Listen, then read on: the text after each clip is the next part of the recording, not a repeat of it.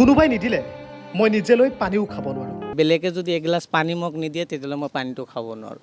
কিন্তু আনৰ পৰা খুজি নাখাওঁ। খুজি খোৱাতকৈ জীয়াই নথকাই ভাল। মোৰ এইটোৱে চ'চ যে মই বেলেগক যাই ক'ব নোৱাৰিম যে দাদা মোক 10 টকা দিয়ক। ইয়াত এইটো কোৱাৰ আগত মই দুবাৰ চলিছোঁ আৰু এবাৰ কৰিম দৰকাৰ হ'লে, মোৰ এইটো থিংকিং। কিন্তু সেই আনোৱাৰে আপোনাৰ পদূলিত আপোনাৰ হাতত তুলি দিব আপোনাৰ পচন্দৰ তৃপ্তিৰ এসাঁজ।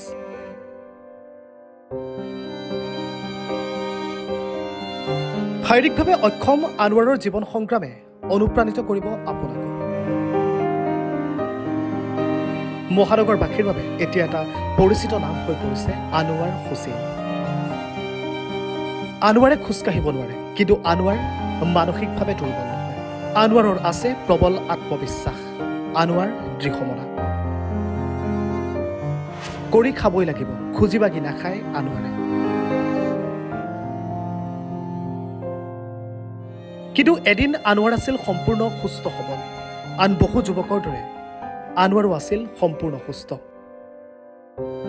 মানে একেৰাহে 3 বছৰ ট্ৰিটমেণ্ট কৰালে। ট্ৰিটমেণ্ট কৰাৰ পিছত মানে যেতিয়া মই মানে গম পালোঁ যে মইতো আৰু খোজকাঢ়িব নোৱাৰোঁ।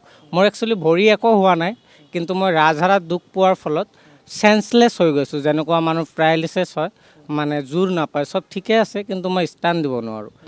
9 মাৰ্চ 2015 আনোৱাৰৰ জীৱনলৈ নামি আহিল এটা অভিশপ্ত আবেলি। মেট্ৰিক পৰীক্ষা দি উভতি অহাৰ পথত এক ভয়ংকৰ পথ দুৰ্ঘটনাত পতিত হৈছিল আনোৱাৰ হুছেইন আৰু তেওঁৰ বন্ধু। পৰীক্ষাটো দি কিনে যেতিয়া ঘৰত গৈ আছিলোঁ, লগৰৰ পিছফালে বহি আছিলোঁ। যোৱা সময়ত মানে গাড়ী স্পীড আছিলে, তো সি মানে ইমান এটা চলাব নোৱাৰে বাইক, তো সেইটো হিচাপত টাৰ্ণিং ল'ব নোৱাৰিলে আৰু এক্সিডেণ্টটো আমাৰ হৈ গ'ল। কিন্তু আনোৱাৰ গুৰুতৰভাৱে অসুস্থ হৈ পৰিছিল আৰু তাৰ পাছতেই আনোৱাৰ হৈ পৰিছিল জীৱনৰ বাবে ঘূণীয়া। পৰিয়ালৰ অৱহেলাই আনোৱাৰক আৰু অধিক দুৰ্বল কৰি তুলিছিল। আনোৱাৰক কৰি তুলিছিল যথেষ্ট অস্থিৰ। কিন্তু দৃঢ়মনা আছিল আনোৱাৰ।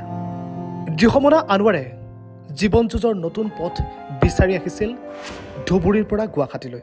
আৰু তাৰ পাছত আনোৱাৰৰ জীৱন এয়া। আনোৱাৰে এতিয়া আপোনাৰ পদূলিত দিব এইখন বাহনেৰে আপোনাৰ পচন্দৰ খাদ্য। এনেদৰে নিজৰ লগতে পৰিয়ালটোকো পোহপাল দিয়ে আনোৱাৰে। আনোৱাৰৰ আছে এটি কণমানি, আৰু সেই কণমানি আৰু পত্নীৰ সৈতে আনোৱাৰৰ এতিয়া সুখৰ সংসাৰ।